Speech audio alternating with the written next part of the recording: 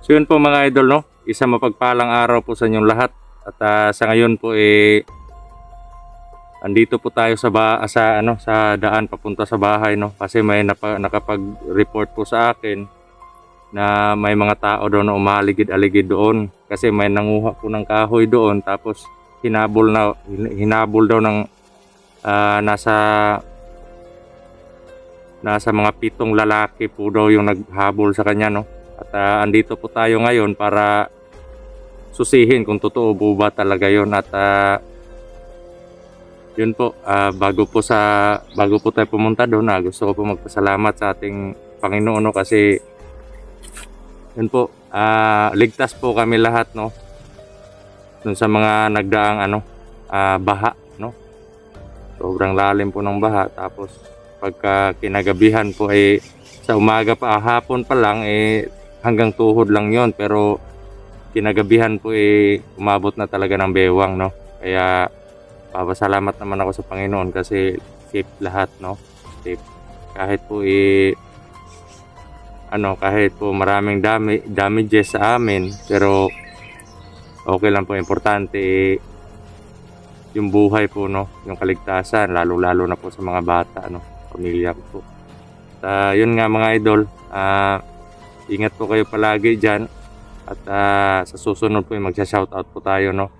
Sa ngayon po pupunta tayo doon sa bahay.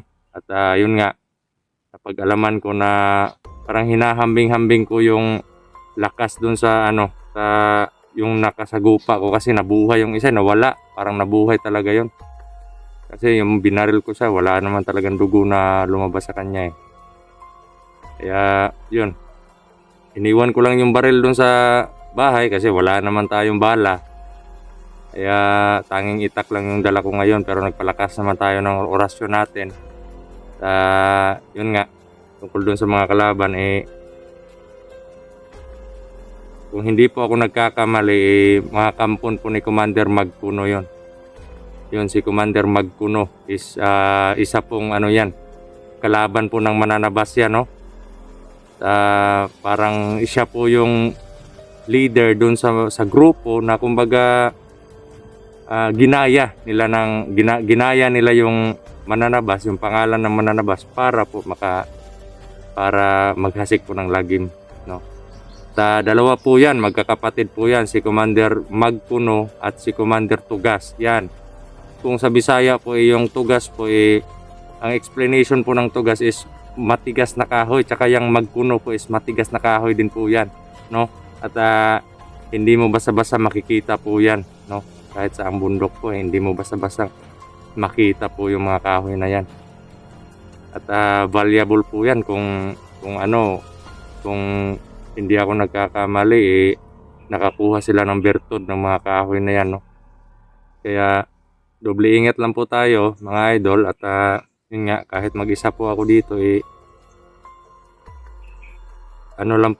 kumbaga bibigay ko po yung best ko, no? Para matapos na yung kasamaan nila, no? Shoutout naman doon sa mga OFWs natin dyan. At doon sa mga kababayan natin na nasalanta ng bagyo, no? Yung baha, no? Kasi low pressure dito sa amin Kaya yun, baha ng baha. Low pressure dun sa Jinsan. Pag yung Jinsan ang nag-low pressure, talaga halos buong Mindanao makakaranas talaga ng pagbaha, no?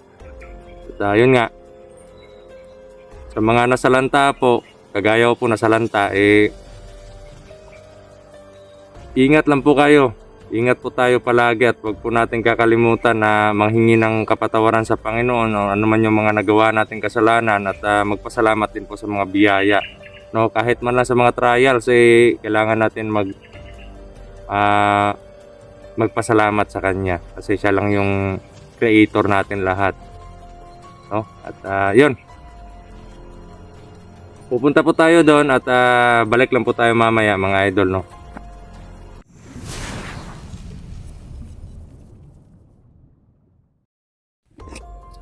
So yun po mga idol, papunta na po tayo doon.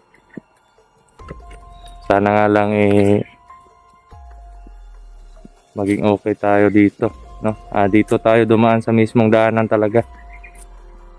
Kasi hindi po pwede pabayaan ko yung mga taong nagtatangka sa buhay namin. Kasi kung iahambing ko sila talaga, malalakas talaga mga idol, no? At sabay-sabay pa sila kung mag-orasyon, no? Kaya may naman, may tiwala naman tayo, no? Kumbaga may kumpiyansa din naman tayo, pero iba talaga yung iba pa rin yung nasa safety, no? Kaya gagamitan natin ng utak, no? Yung pakikipaglaban natin. At yun nga, parang hindi sila tinatabla ng matatalim, no? Matatalim na bagay. Kasi yung tao na tinapon ko dun sa sa ilog, inano ko yun, inita ko yun, pero nawala yung niya, nawala yung sugat niya. Tapos yun, wala naman siyang malay, wala namang pulso, kaya tinapon ko na lang sa sa ilog.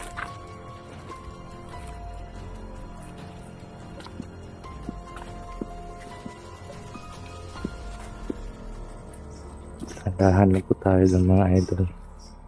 Nag-iisa lang po tayo. Yan nga, sila Gmar, tsaka si Tatay Jubel at si Kuew, andun po sa bahay, no? Pinabantayan ko po. Sinabi ko sa kanila nga, dito lang kayo. Kasi para may magbantay sa pamilya natin. Sabi ko gano'n. Maaasahan naman sila kasi alam din, marunong din sila mag-orasyon kasi tinuruan ko yan. At mabilis din yung mga kamay nila. Marunong din makipaglaban.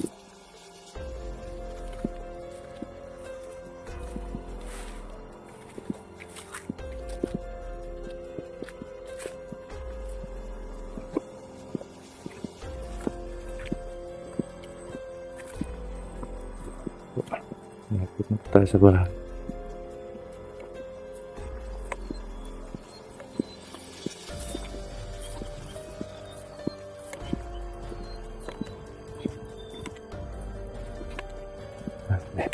Mga boses na naririnig ako mga idol. May mga boses, mga lalaki po naririnig natin ngayon. Dahan-dahan lang po tayo dun.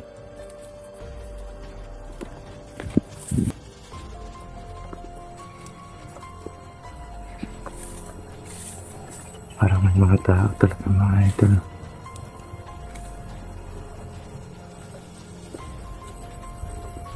Mga tao nga mga idol.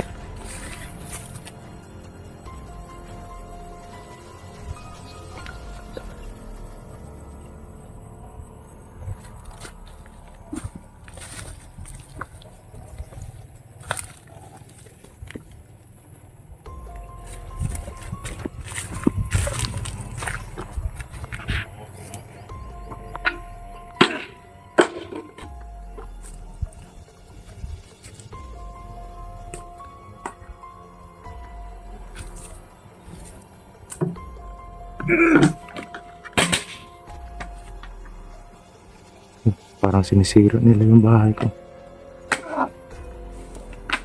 Mga idol. Yan, sinisira po nilang bahay ko mga idol. Puti ka na.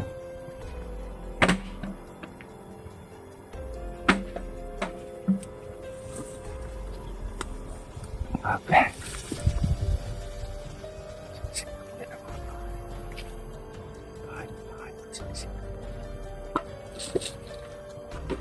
Tapang.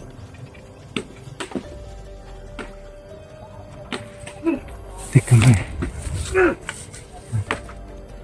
sinira po nila yung bahay ko mga idol. Grabe, mga tao ito.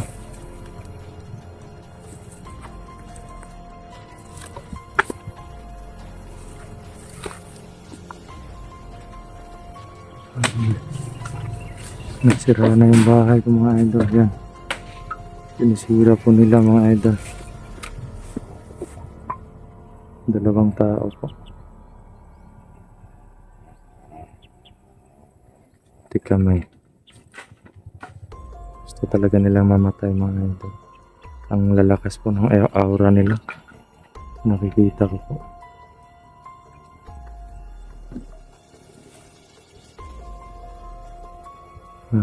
Yung taon to.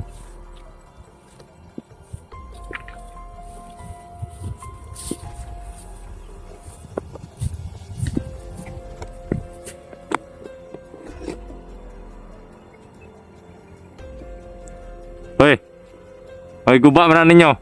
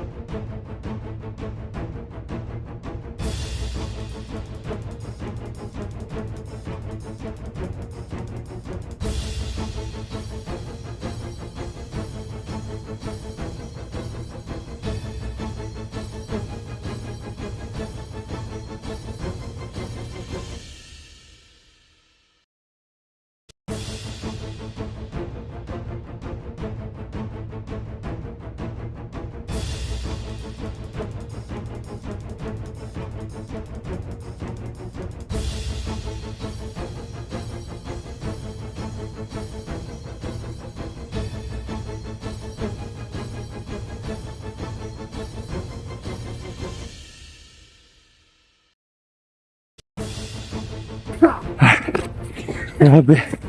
Tigas. Tigas mga idol. Wah!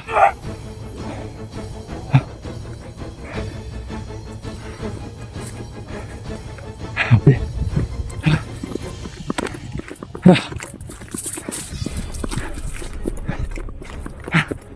Teka mo.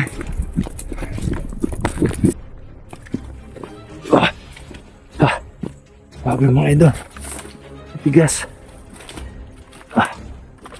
Sinusundan ko lang ako mga idol. Kailangan ko pong mag-isip ng paraan mga idol, no? Grabe. Ang titigas po.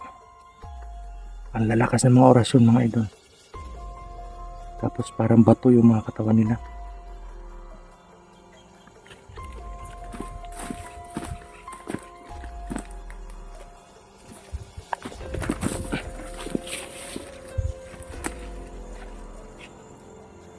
Grabe.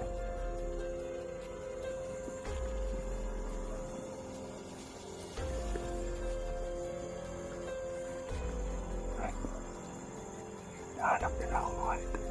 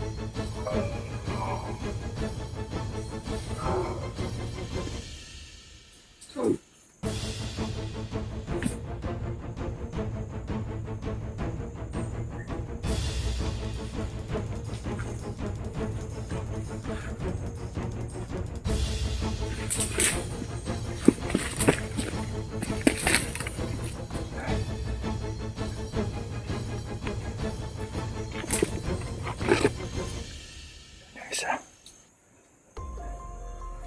Wala. Isa.